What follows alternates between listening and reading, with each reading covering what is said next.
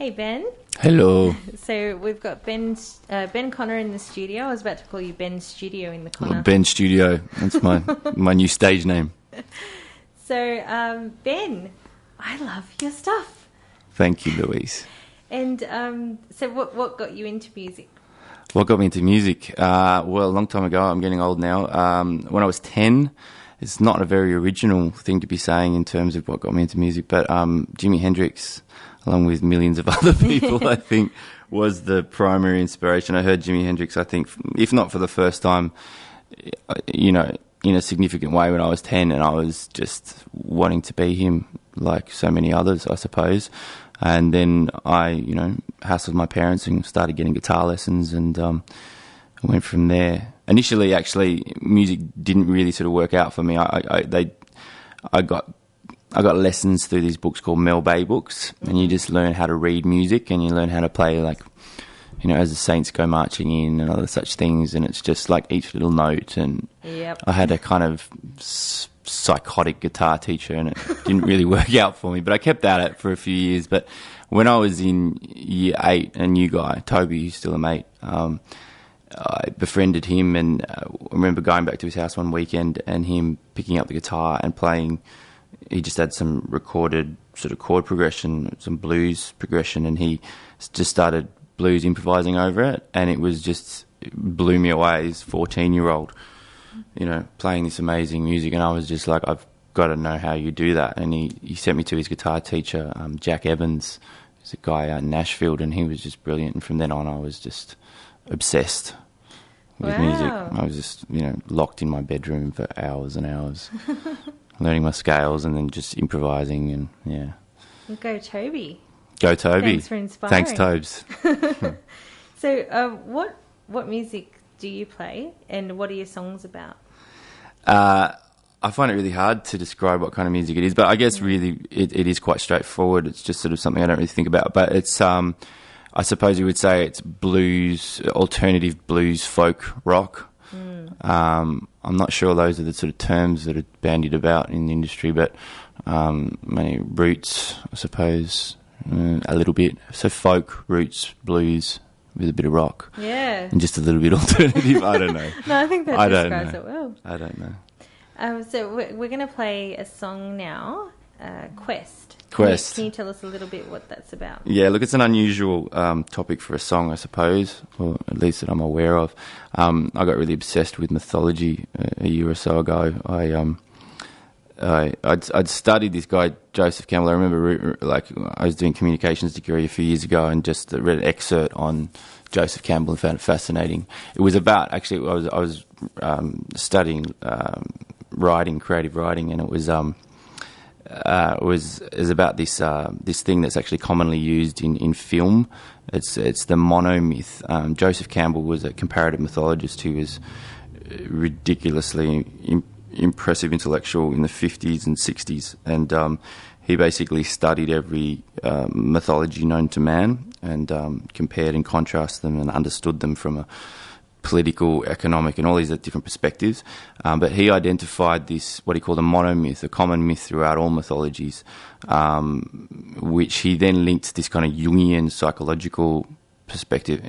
I'm ranting here, but basically this myth of the hero is used in Hollywood blockbusters. So, Mad Max and all your big blockbuster movies have this sort of story of a hero or heroine who's in their sort of known world, and then they go out into this unknown world where they're challenged, and basically their ego is, they start off with a bit of a element of like egotism. A nerdy vibe, yeah. No, an egotism. Oh, okay. So like arrogance. Yep. And then that is really challenged through a series of trials as they go on this sort of mission, whatever that mission might be.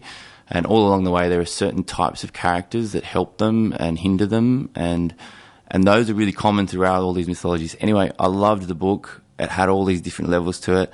And so I wrote a song which basically just was first verse, second verse, third verse, taking the 3 stages of that myth. And the quest. All right.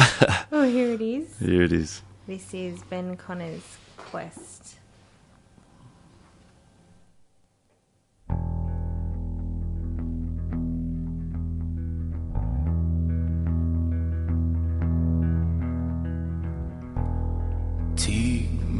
forestry to a cabin of timber, vines, and stone where the old man roams.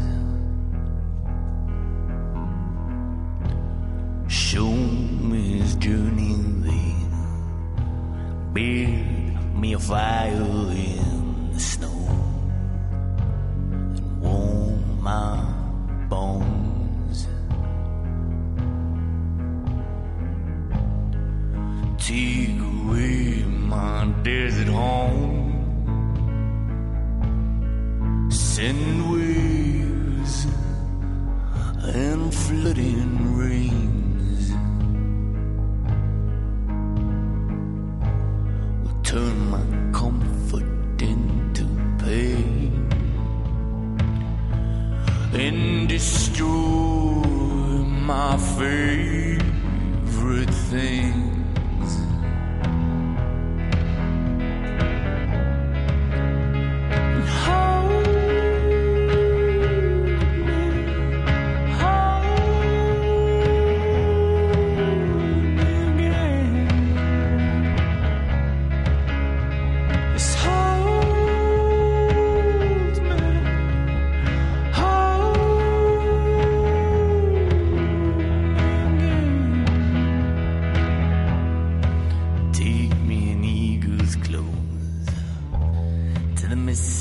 Mountains and I go through the spider's hole.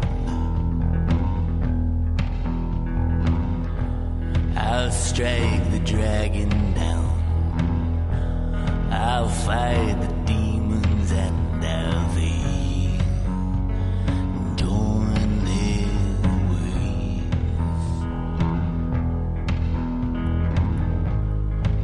Throw my body to the stones, I will bleed and be reborn. Behold elixirs in my hand and the tools of gods of men.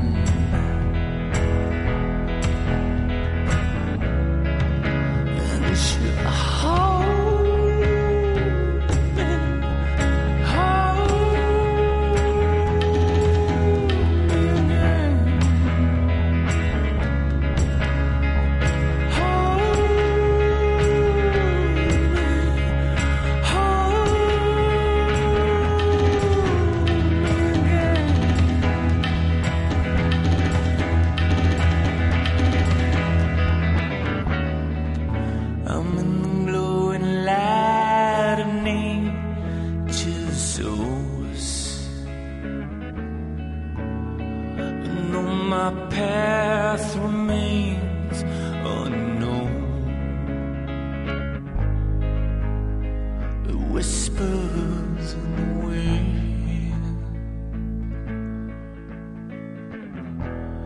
Wake me on crystal shores, powers and pray to see the fall as I shine like gold. Then send me the dragon lord in a temple with tigers in a stone and with a baby's bone.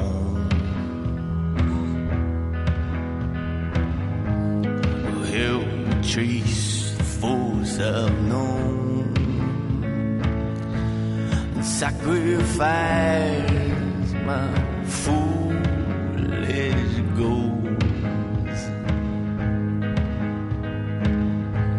I'll face the Lord of old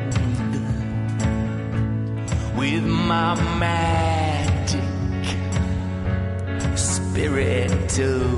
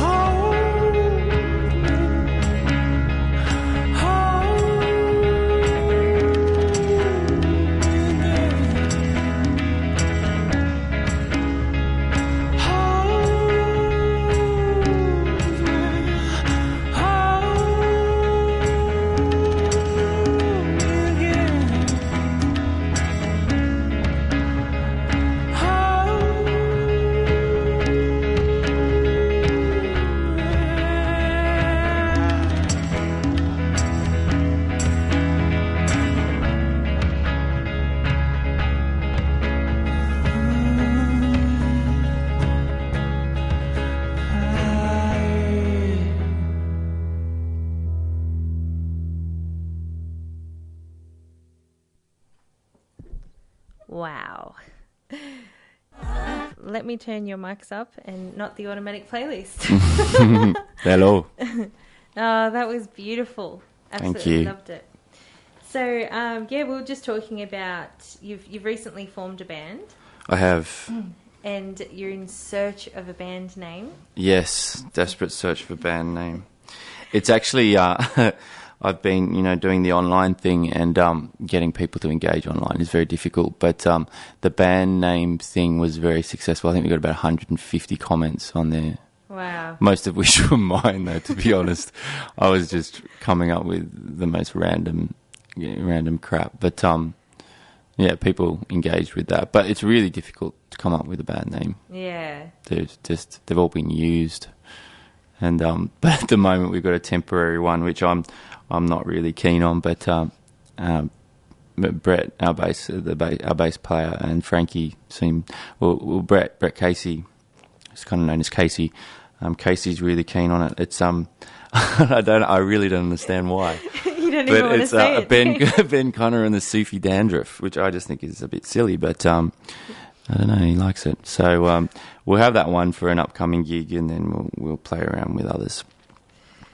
Well, what was Nick Cave's first band? Was it the Birthday Party? Yeah. Yeah, and was there something before that? I don't know. I mean, look at them now. Yeah. I mean, I look. know it's a completely different band. And Casey was saying it, sometimes it doesn't really matter. Like, when you think of the Beatles, you don't actually think of, for one thing, you don't think of Little Beatles, and you don't think of, the fact that they've changed it from the spelling of Beatles to Beat, which is actually pretty lame when you think about it. But because they're a great band and you just think about the music, it's sort of, the name doesn't, yeah, kind of, you don't really think about the meaning of it. Do you know what I mean? Like, you don't think U2, with Faith No More, for instance, you don't go, okay, so maybe one of them was Christian and now they're not, or you don't really think that, it's just words. So, he's got a point there. God, I never even thought about that with the Beatles. I didn't even notice that there was no B-double-E. I didn't either, actually, but that might come down to being dyslexic when I was a kid, I'm not sure. You view things in a different Yeah. Okay, so like, what music inspires you? Have you changed? I mean, I know everyone changes musical taste as they grow older. Yeah. But what's the music that's really, really inspired you? Well, majorly, obsessively, Tom Waits when I was a teenager in early 20s. I just think, in terms of, he's just an amazing combination of musical genius and lyrical genius. Like, I just find him staggering. But heaps of, I guess, just great songwriters inspire me. So Tom York, Radiohead, but Bob Dylan was massive. Like, I suppose, in terms of kind of where I tend to go back to, tends to be the earlier influences, I suppose, in terms of what comes out. Maybe that's not such a good thing, but the really early big influences were Tom Waits, Bob Dylan, I suppose Nick Cave. So that's kind of dark. Love Nick Cave. The darker members, I was a dark and twisted teenager, so that's probably why. Yeah. But lots of different music as well. Like, not necessarily the style that I play. Like, I really I really sort of like the stuff that came out of Bristol, I suppose, in the 90s and stuff. Actually, Lamb wasn't. I really got into Lamb, but they actually weren't from Bristol, were they? They were like Manchester or something. But anyway, that sound, like Portishead, that sort of trip hop electronic with ridiculously amazing melodies and beautiful female vocals and Massive Attack. And so I really, and Thievery Corporation. I really get into that kind of music. It doesn't really come through or show, but I love it, And at work, I might even listen to classical music. It sounds a bit daggy, but I really like kind of Bach and Chopin and stuff like that. Wow. When I'm chilling out, something that's not too interruptive. So lots of stuff. All right. And one thing I wanted to ask you about is the whole process of writing. So you write all of your own material? Yeah, I do. Oh, well, with that song, that was all me. But I have collaborated. Like Ben, we've sort of lost a bass player and gained a new one. Had Ben Ria, who's just a brilliant musician. He's a great drummer, bass player, guitarist, just all-around phenomenal musician who helped me with, I think, another track that we might end up playing called Full Moon Rising. So yeah, there is a bit of collaboration that's been going on, and that probably will happen more so as the band evolves. Yeah. So what was the question?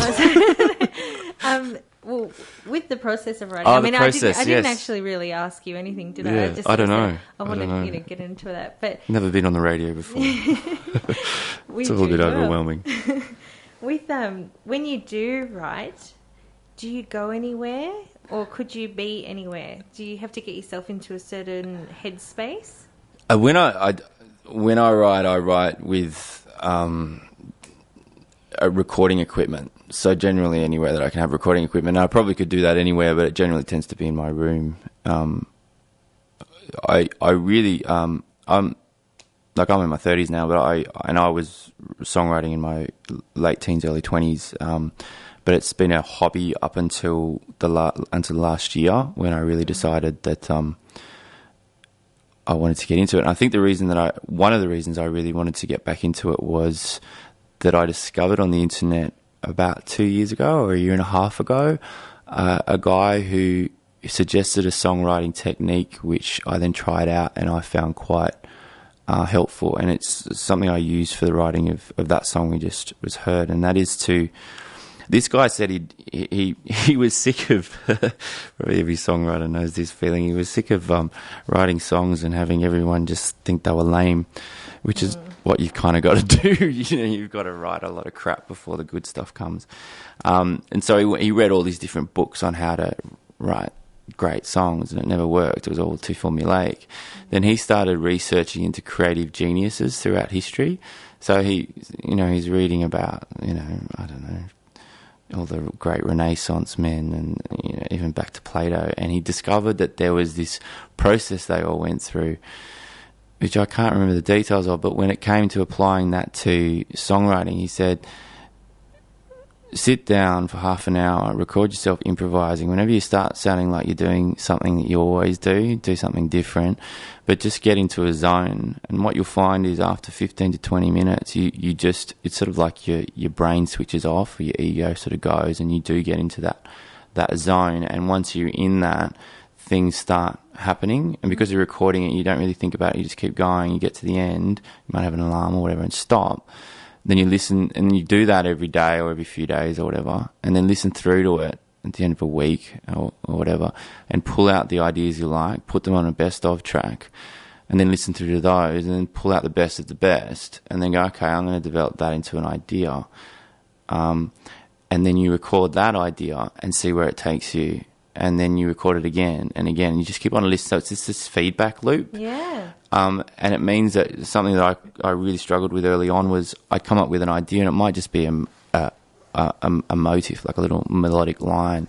And I, when you're starting out, you just don't know what you're doing. And arguably I could have known more of what I was doing if I'd looked more into it, but I'd just do like, that's a nice melodic line, repeat it 5 times, and now I need a chorus. I don't know what I'm going to do. And then it turned into this kind of thinking about it. What if I do this? What if I do that? Whereas with this process, you just, every step of the way, you have an idea, and then to get your next idea, you don't start intellectualizing or anything. You actually, you get back into the zone, and it's very time consuming, but it's definitely far more enjoyable as long as you're not trying to finish it by a certain date. It's just a lot more enjoyable, and Sounds like you learn organic. a lot about yourself as well. Yeah. Like, I keep doing this. Yeah. Why am I doing that? Yeah. And that's the benefit of listening to yourself as well, getting better with your sound. I mean, I still think my voice needs a lot of improvement, and for the first time, would you believe, I'm finally getting singing lessons as of like a month or two ago to improve my range. Because I think if I talk in a pretty low voice, and as a result, I sing in a pretty low voice. And, we can all kind of probably sing. If you sing in the normal vocal range that you talk, and you do a lot of it, your vocal cords are gonna get good at it. They're gonna get good at, you know, being stretched to produce those sounds. Yeah. So I think my tone's probably gotten better as a result of just singing. But to improve your range, you need to. I just don't know how that sounded. To improve your range, you need to get some instructions. So I've been doing that. Brilliant. I can't believe you haven't had singing lessons. Yeah, I do think that it's just a case of relaxing, and that's what they teach. You know, it's just relaxing and doing a lot of it. I think getting good at anything is just doing it a lot.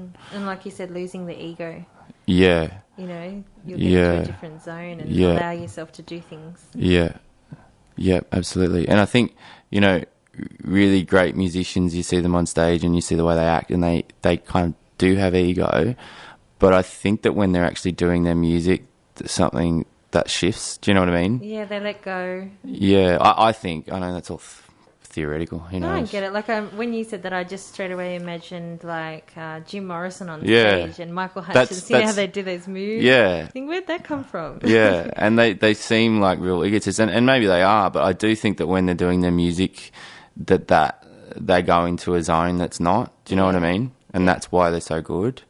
Well, that's one of the reasons. I think the other reason, I'm a strong believer in the 10,000 hours. I think, and I've been looking at it lately, and most of the great artists, you know, they become big when they've probably spent about 10,000 hours doing what they're doing. Do you know what I mean? Wow, yeah.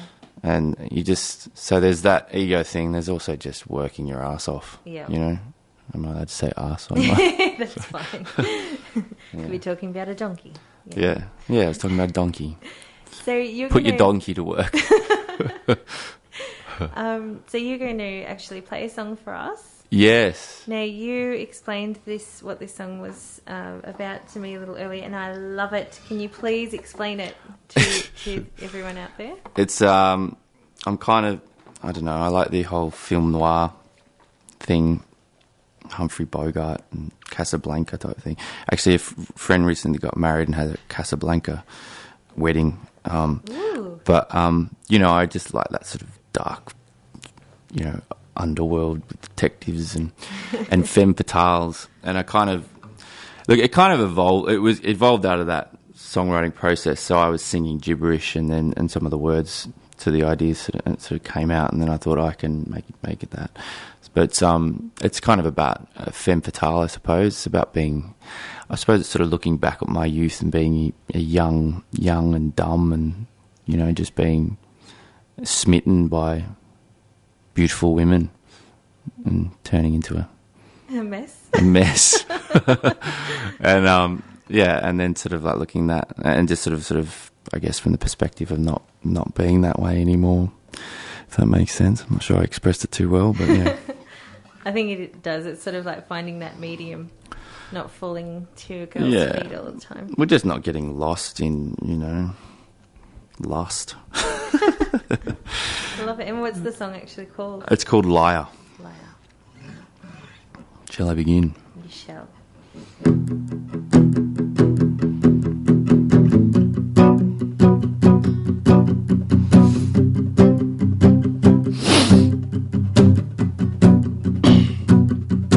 I didn't know you then, but every man had your location. Walking down the street, you could burn away a man's eyelashes. You were a hoity-toity in a bistro, south side waiting. Colder than steel, my Achilles heel was exposing. So every man and his dog was looking at your body and dreaming of a perfect life with a beautiful wife and blonde babies. Hey, little liar, with all your pretty things, your spell won't work on me no more. 'Cause there's a fire in me that you just cannot take. I didn't know you then, but I saw it in the tabloid paper. There was blood on the wall and he was dead on the floor with your bracelet. And the coroner said he was shot in the head by a rival. For a beautiful girl that everyone knows as the angel. Hey, little liar, with all your pretty things, yeah. You spill won't work on me now, Mom. 'Cause there's a fire in me, and it's all I need.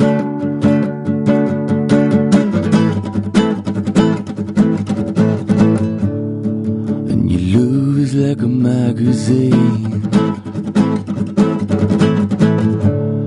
You get lost in everybody's dreams. And you lie to everyone you meet. Hey, little liar, I couldn't see you coming.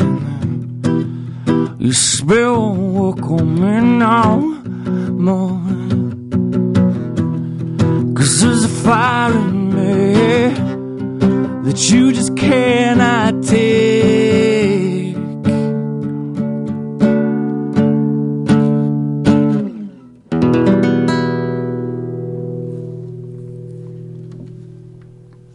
Wow. Thanks, Louise. I absolutely love it. You love it? Why do you not have an album already? Well, it's a hard world out there in music land, so... My gosh. Well, and is that song on your website? No, that's a song I've been... it just takes me forever. Like, there's so many things. There's songwriting, there's getting better as a guitarist, there's getting better as a singer, then there's mixing and mastering. And mixing and mastering is really not something I've applied myself to and kind of have to. I mean, it's... Unless you've got a publishing deal or a record contract, which is really bloody hard to get unless you're really bloody good, or perhaps young and really hot, and I don't know what it takes, but it takes something. And so I've been mixing a recording. I've done it, and it's really hard recording. Like I spent a whole afternoon. I did about 30 takes, and I just wasn't happy with the vocals. The next day I recorded again for a few takes. The second take I was happy with in the end. It just takes forever, and then you're mixing and mastering and trying to figure out how you're supposed to do it. And so, yeah, I will have that probably up on the website in the next few weeks. Yeah, I want to hear it again, but I've got a recording now. A live recording. There you go. No, that was brilliant.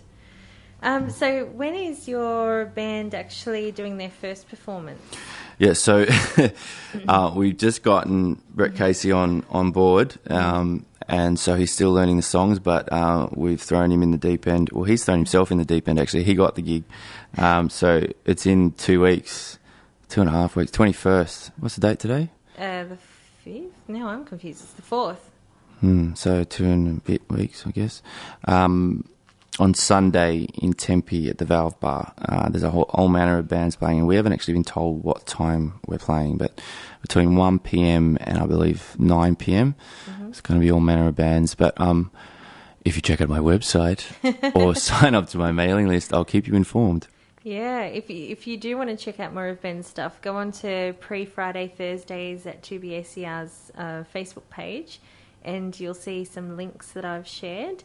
Or just type in Ben Connor Music on Facebook, and you can just follow a link from there to the website. And join the mailing list. I'm telling you guys, listen to this guy. I'm excited, Ben. I don't know. I see you in big places one day. Oh, thank you, Louise. It's very nice of you. And yeah, so is there anything that you wanted to actually talk about? Anything that I wanted to talk about? I don't know. I feel like advice? I've talked a lot. Yeah, your voice is probably sore. And I haven't even given you water. I'm sorry. Oh, that's all right. Yeah, I was a bit dry for that. A bit nervous on the radio. I'm a bad hostess. But do you have any advice that you could give to, to songwriters? Yeah. I don't know, maybe to get advice from someone who's more established than me. I don't. That would be it, actually. Like, you know, I think something I've gotten older, I've kind of realised that mentorship's a big thing. You can't, you don't recreate the wheel. I know it's a real cliche, but if you want to be a great songwriter, I mean, this is something I'd love to do. I'd love to be able to get, you know, Don Walker, who wrote all the great hits for Cold Chisel. If I could just like hang out with him, you know, for a few hours every week and go, Don, tell me what to do, you know.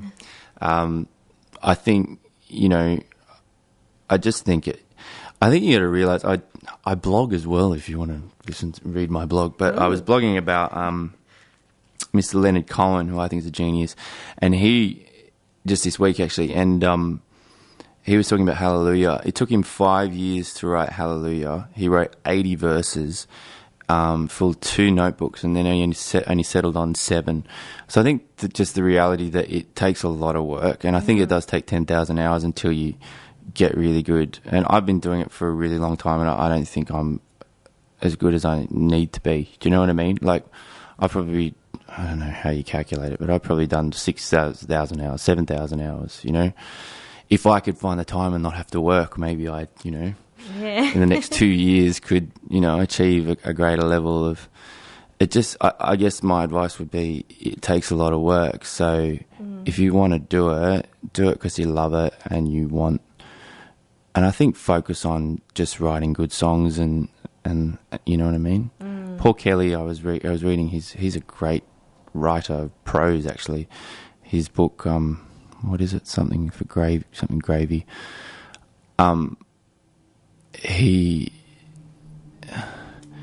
I've forgotten what I was going to say, but he actually hung out with Don Walker before he became famous. He lived with him, which is a little bit of an indication to you of the effect that, you know, spending time with people who are much better than you has. You know, so find people that are better than you and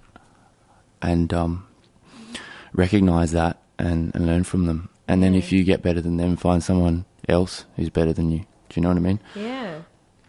Oh, that's awesome.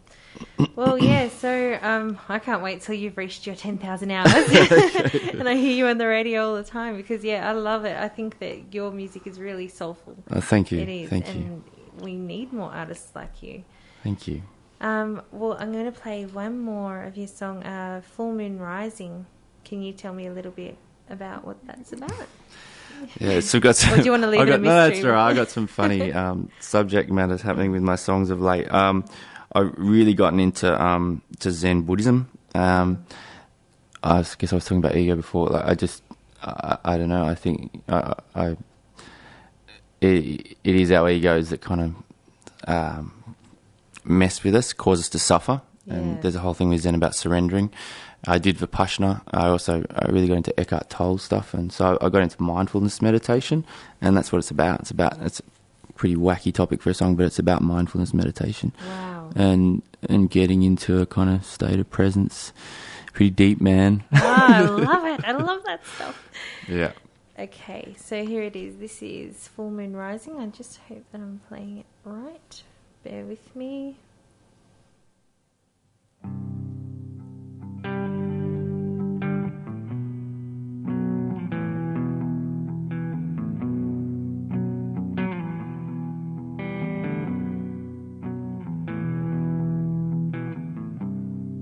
My lips are dry and cracked. A breeze is blowing in my hair and face, and on my hand I feel so strange. 1,000 ants are crawling over it. My thoughts are like an engine's roar, like children fighting over poison food. And there's a full moon rising over a forest eye,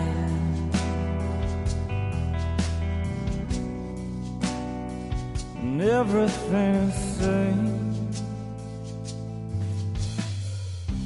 Oh, my foot feels like a pile of souls. There's lightning striking up my arms and legs. And on my back feels like an iron rag, and nearly dropping through my bones and flesh. And there's a full moon rising over a forest island. There's a full moon rising,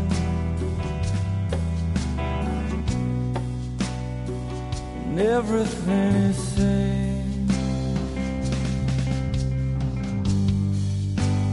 The forest and the plain, and I know I could rise above if I could. To this pain, all these sensations, pains and pleasures are driving my mind. Oh, I feel like a burning flame.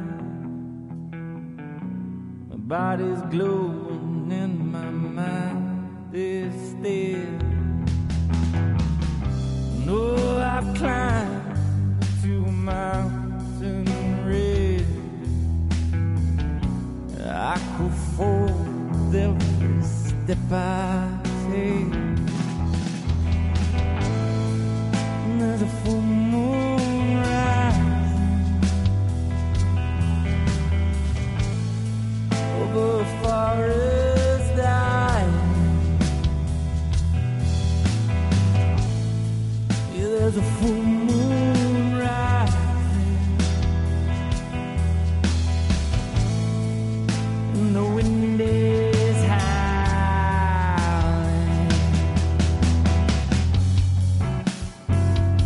The landscape